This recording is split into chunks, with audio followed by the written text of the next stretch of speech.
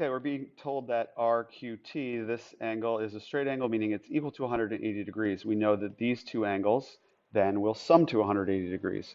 So we can say 6x plus 20 plus 2x plus 4 equals 180.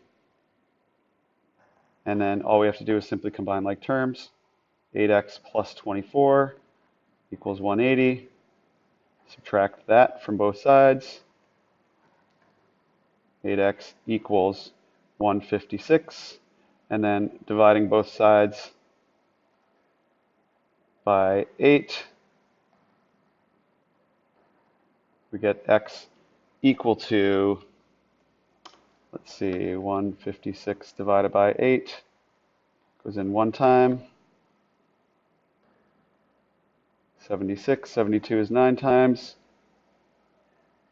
with a 4 left over. So we will put a decimal and bring a 0 down and say 5 times. So then we've got 19.5 for x. Okay, and then all we need to do is we erase this to make some space here. Sorry about that. And we will then plug those values in. So we say 6x plus 20, or 6 times 19.5 plus 20.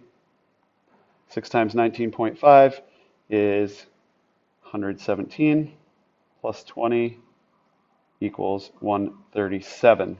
We will do it again, testing 2x plus 4, 2x plus 4, or 2 times 19.5 plus 4, that is 39, plus 4 is 43. And as you can see, they sum together 137 and 43 to 180. Okay, so the measure of RQS is 43.